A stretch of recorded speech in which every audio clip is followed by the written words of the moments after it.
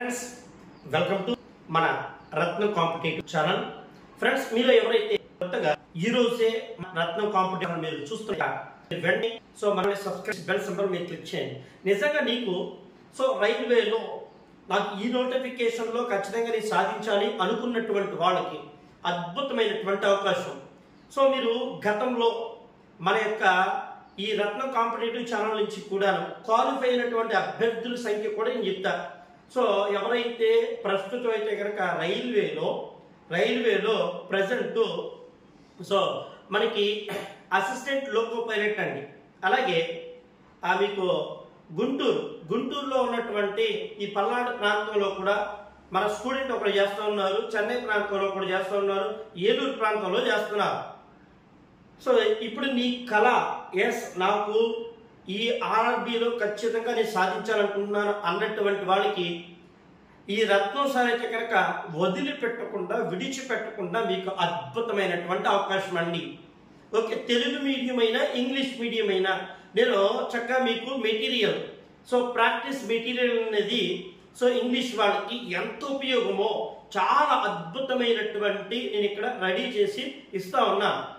ఓకేనండి, అలాగే ఆన్లైన్ క్లాసులకి అయితే క్రింద డిస్క్రిప్షన్లో లింక్ ఉంటుంది. సార్ మాకు జనరల్ అవేర్నెస్ కావాలి సార్. చాలా మంది జనరల్ అవేర్నెస్ లో వీక్ అవుతూ ఉన్నారు, మ్యాథ్స్ చేయగలుగుతారు, రీజనింగ్ చేయగలుగుతారు, కానీ ఇక్కడ జనరల్ అవేర్నెస్ లో వీక్ అయిపోతున్నారు. ప్రజెంట్ పట్టు అదే కాబట్టి నేను జనరల్ అవేర్నెస్ అనేది చాలా ఎక్స్ట్రాడినరీగా మీకు క్రింద ఎగ్జామ్ లైబ్రరీ గోల్డ్ మెంబర్ గా మీరు జాయిన్ అవ్వండి. అద్భుతమైనటువంటి అవకాశము. ఈ మీకు రైల్వేకి సంబంధించినటువంటి ప్రతి డేటా పూర్తిగా చక్కగా నేను చెప్తున్నా, దయచేసి ఎవరో కూడా స్కిప్ చేయకండి. మనకి టెలిగ్రామ్ గ్రూప్ ఉందండి, టెలిగ్రామ్ గ్రూప్ పేరు కూడా క్రింద డిస్క్రిప్షన్ లో ఇచ్చాను, రత్నం కాంపిటేటివ్ బిట్స్ మన టెలిగ్రామ్ గ్రూప్ పేరు. మీకు అద్భుతమైనటువంటి అవకాశం. ఓకే, మొత్తం రైల్వేలో ఎన్ని పోస్టులు ఉన్నాయి నోటిఫికేషన్ అంటే 8,113 ఖాళీలండి, 8,113 ఖాళీలు. దీనికి క్వాలిఫికేషన్ సాధారణ డిగ్రీ, ఏదైనా డిగ్రీ ఉండాలి. అది ఎప్పటికీ డిగ్రీ అయ్యి ఉండాలి అంటే చూడండి, డిగ్రీ అయ్యేది నీకు 2025 జనవరి 1కి 2025 జనవరి 1 నాటికి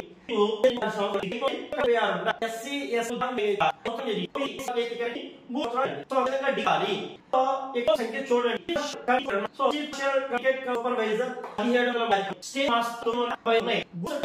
144 ఉన్నాయి, జూనియర్ అకౌంట్ అసిస్టెంట్ టైపిస్టులు 1000, సీనియర్ అకౌంట్ టైపిస్ట్ 730 ఉన్నాయి. అంటే టైపిస్ట్ ఖచ్చితంగా కంప్యూటర్ పరిజ్ఞానం ఉండాల్సిందే, అదేగా టైప్ ఉండాల్సిందే.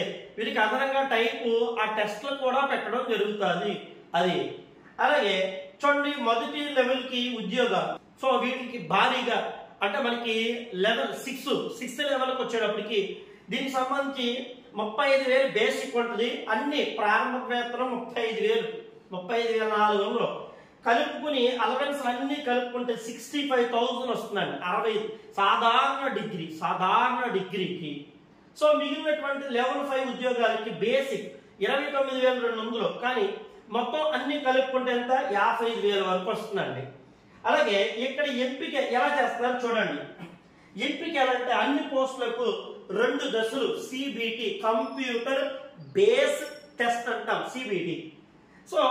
టైప్ పోస్టులకు ఇక్కడ చెప్పారు కదా, టైప్ పోస్టులకు టైపిస్ట్ ఉంటుంది, ఆ తర్వాత సర్టిఫికేట్ వెరిఫికేషన్ ఉంటుంది, ధ్రువపత్రాల అనంతరం మెడికల్ టెస్ట్ అనేది ఉంటుందండి.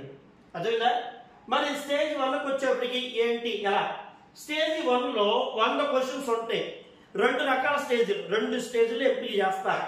మొదటి స్టేజీకి వచ్చేప్పటికి ఇక్కడ మనకి 100 క్వశ్చన్లు ఉంటాయి, గంటన్నర ఎగ్జామ్ 90 నిమిషాలు. ఓకే, జనరల్ అవేర్నెస్ లో 40 మార్కులు, మ్యాథమెటిక్స్ లో 30 మార్కులు, జనరల్ ఇంటెలిజెన్స్ లో 30 మార్కులు అండి. అంటే ఇంటెలిజెన్స్ రీజనింగ్ మొత్తం 100 మార్కులు 90 క్వశ్చన్లు అండి.